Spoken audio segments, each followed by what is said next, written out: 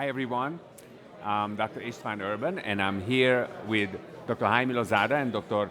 Jose Carlos da Rosa to discuss about, the presentations before and after. And Dr. Jose Carlos da Rosa just gave us a beautiful presentation about his technique. And that comes into play because Loma Linda University, where Dr. Lozada is the professor, is the university where I think this is all began. So I think that's a lot of commonality here. And I was a student over there, so I was also involved doing immediate implants, but mostly like healthy sockets, in the 90s. So tell us, how did you start to do compromised sockets or just immediate implants? How did you start? I had been using immediate implants for such a long time, more than 20 years ago. I started using immediate loading in intact socket first, but I usually use bone harvest from the maxillary tuberosity to fill in the sockets, but in intact socket. But one day I realized that I could use the same methodology to restore the defects without opening the flap in compromised sockets. What was the rationale behind that? Sorry? What was the rationale behind choosing the tuberosity? One rationale might have been that it's there for free, right? Yeah, but not only that. The main advantages of using bone from maxillary tuberosity is the biological properties always available. You can take bone with high number of viable cells, BMPs, and growth factors that promote a faster bone graft incorporation. And as we had been using this methodology for intact socket, we start using and in compromised socket, and we never stop anymore because it saved my life, it saved the patient's life, and we can offer the patient a methodology of treatment that can keep the soft tissue exactly in the same position or improve the soft tissue. Dr. Lozada. Yeah. How did this all started in Loma Linda? Well, if you're referring to the hall as the beginning of the implant program, it goes back to 1976 when Robert James invited the first student to the program. I was lucky to be the fifth student in the implant program.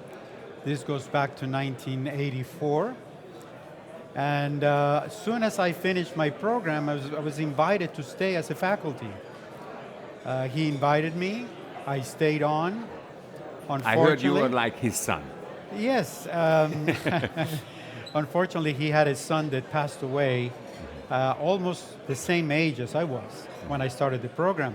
So he literally took me as his son, and I lived at his house for a while. I cleaned the cages of all the baboons where we were doing surgeries. That was allowed back then, to keep the animals in a researcher's house. Now it's not allowed, of course.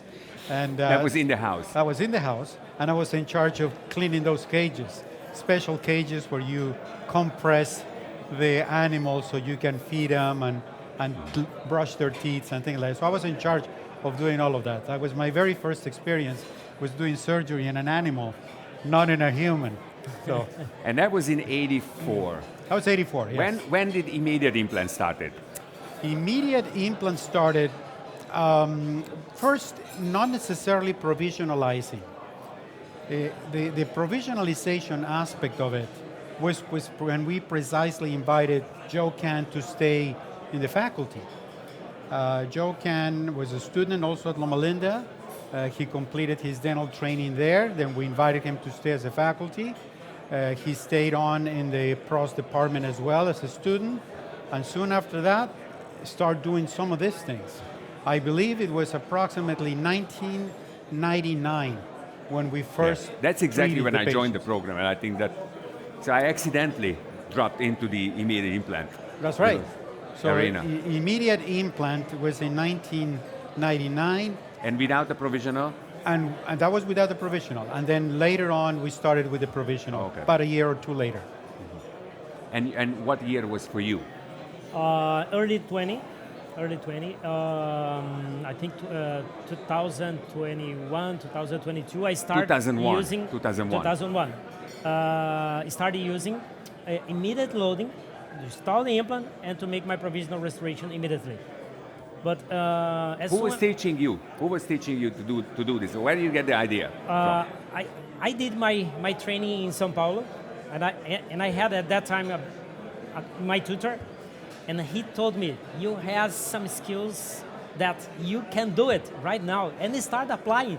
I felt a little bit more confident. I started using this methodology, and I improved a lot in the last 20 years. But in the beginning, I felt a little bit depressed because 2 or 3 years later, before I started using some kind of autogenous bond in order to fill the gaps in intact sockets, I felt a little bit depressed because I lose volume in soft tissue, I lose the papillary height, and I realized, I have to find another way in order to manage that. Instead of gave up completely doing immediate provisionalization, at the same time I started using bone from the maxillary tuberosity. Another mentor that he had been using for another reason, for bone reconstruction in the dental side, and I realized, why not to take this bone in order to fill the gaps? And I started using early 20s, and I realized that, I found the best way to manage intact socket and later on compromised socket. Jaime, how was in the middle of the 80s, implant dentistry in California? In the middle of the 80s, it was seen with a lot of skepticism. It was not really well-recognized discipline. It was believed it was just by some type of quackery approach. Like not the garage necessarily, work, no? Yeah, not necessarily with a scientific approach. And it was precisely Bob James that brought in the scientific side of it by presenting the first paper with studies of soft tissue attachment to implants. The attachment. With hemidesmosomes and those type of things. And along with Dr. Boyne, published a lot of research together, serious research, and then implant dentistry in terms of education started to move on to the more respected field at that moment. But in the beginning, it wasn't. It was truly osseointegration what gave respectability to implant dentistry, because all before that, it was Superiosteal, juxtaosteal, superiosteal, blade implants, so those type of things. I've seen some of those when I was there, like that's right. 20, 30 years old, right? Right. You probably saw some follow-ups there with the patients. Yeah. And the root type of implants, when they came in, what types were those? Because not necessarily the Brennemark implants got there the first No, one, the right? very first one that we used was the Danar implant. The Danar implant later became the Stereos implant. Yes. And interestingly Which enough, was the good. Stereos implant was bought up by Nobel Biocare, and is basically the replace that we use today. But that was the first implant that we used at Loma Linda, the Danar. We also used other implants that were not as successful as the Stereos later on. And somewhere around 1992, 93 is when we started using Nobel Pharma. At the time, it used to be called Nobel Pharma implants. Yeah. And how did you feel about those smooth implants? Smooth implants? Yeah, back that time, yeah. because they were smooth. They were smooth. They were machined. Yeah, they were machine implants. Well, Danar had a color that was actually highly polished. The Stereos, one of the first Stereos implants, the most coronal portion like was a hybrid. highly polished. It was a hybrid type of thing. So, sometimes I laugh about these things because they always come back in a full circle. Always come back in a full circle. So and we think we invent new things, but no, it was invented before. That's a good point, because when I was there, immediate loading in Loma Linda was like all over the place. All over the place. Okay, so I, as a fellow, I did immediate loading in 99. So when did you guys start immediate loading? See, I was immediately loading superiosteal implants. Now, in terms of root form implants, Exactly, superior. it was about the same time as well. So, immediate loading was not necessarily something that you do immediately on the same day of the surgery. We were doing things with blade implants 2 or 3 weeks later, 4 weeks later, We were doing implants that were coated with hydroxylapatite, so you had some bone integration.